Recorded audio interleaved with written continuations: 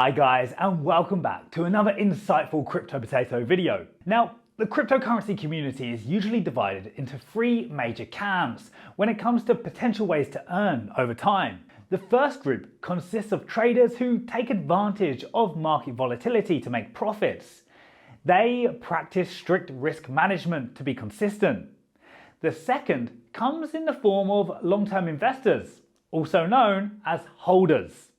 They believe in the long-term value of Bitcoin and that its price will increase notably over the years, so they don't trade it, just hold it.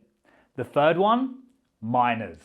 Those are individuals or corporations who have invested in hardware equipment so that they participate in the process of mining Bitcoin. Now, before we dive into the world of mining as a whole, I'm going to try and answer the most important question of whether or not mining is still profitable in 2022, or if they might be better off using that money to invest in Bitcoin directly. And don't forget, a sub to our channel and a thumbs up will go a long way in helping our content reach like-minded people. Now, let's get started.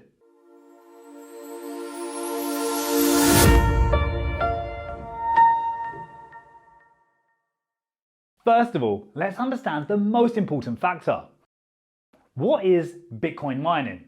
Even though many cryptocurrencies are mined, our focus will be solely on Bitcoin, being the first cryptocurrency to put the algorithm to work and popularize the concept in the industry. Bitcoin miners use high-powered devices to solve complex computational math problems. The process is powered by the proof of work consensus algorithm, which is the backbone of Bitcoin's blockchain.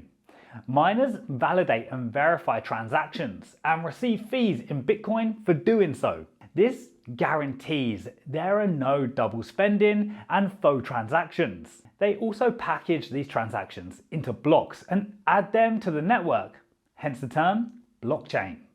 For this, the winning miner receives a block reward. This reward decreases in half every 4 years in an event that's known as the Bitcoin halving. Now, this is interesting. Every 4 years, the Bitcoin halving slashes the rewards that miners receive for their efforts by 50%. So far, there have been 3 previous cases, in 2012, 2016 and 2020. The first one reduced the rewards from 50 Bitcoin per block to 25 Bitcoin. The second from 25 Bitcoin to 12.5 Bitcoin. The last from 12.5 Bitcoin to 6.25 Bitcoin. It happens after every 210,000 blocks, or roughly once every 4 years, and the next one will take place in 2024, further reducing the rewards to 3.125 Bitcoins. Bitcoin mining throughout the years. Let me take you back for a second to the days Bitcoin was initially introduced to the public around 2010. Mining was usually done on personal computers using standard GPU, which are video graphics cards. At that point, receiving the reward for mining was pretty easy because miners already had the required equipment, so they didn't need to invest any extra money to begin mining Bitcoin. Additionally, the competition was scarce as very few people knew of the first ever cryptocurrency, let alone how to start mining. However, this changed quickly with the introduction of application-specific integrated circuit chips, which is better known as ASIC. They offered extremely superior capabilities than the regular personal computers, thus making them obsolete. The bar was raised notably. This also made the expenses necessary to mine effectively very high, which meant that individuals could rarely compete properly with the new standard. Bitcoin mining distribution. With the entry of new and powerful technology, the creation of large mining centers, it became clear that those establishments will be in control of Bitcoin mining. For many years, China was the leading country in terms of hash rate, with over 66%, but that all changed when the government officially outlawed miners. Companies were forced to shut down their machines, which can easily be seen in this chart. There was a notable drop in May 2021. However, the network recovered almost immediately, showing once again exactly how resilient Bitcoin is and that there's no central authority that can shut it down. In terms of the entities that account for the more notable chunks of Bitcoin's hash rate, Ant Pool is the biggest known pool, but a large percentage of it is scattered through the world, with origins that are yet to be determined. So here comes the big question you've been waiting for this whole video. Is Bitcoin mining still worth it today? Now, before we can even begin to understand whether or not Bitcoin mining is still worth it today, there are 4 major factors to consider. 1. The cost of electricity to power the computer systems. 2. Mining difficulty. 3. The availability and price of computer systems. And 4.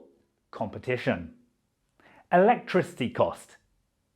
The first one is somewhat subjective and depends mainly on the location, as the electricity costs differ depending on where the mining machine is stationed. It's also worth noting that the source of electricity is another major component. How are miners powering up their equipment? Some use hydroelectric sources, others use solar, wind, or even fossil fuels. This all needs to be considered when making the calculations. Difficulty. The difficulty factor is strongly related to the hash rate of Bitcoin, as it measures the transaction validation in hashes per second. The network is designed to produce a certain number of Bitcoins per second, and when there are more active miners, the difficulty increases to ensure that the level of distribution is static. Price of computing systems.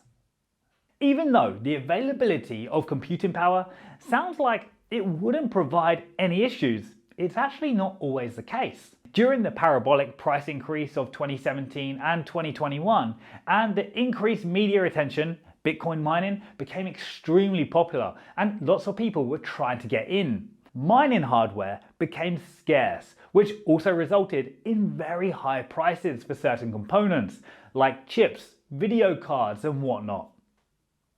Competition. And lastly, the competition.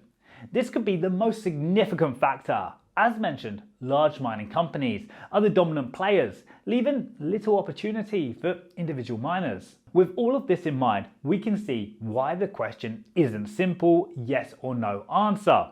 In fact, by looking at all those factors, each future miner should ask himself whether or not it's worth it for him.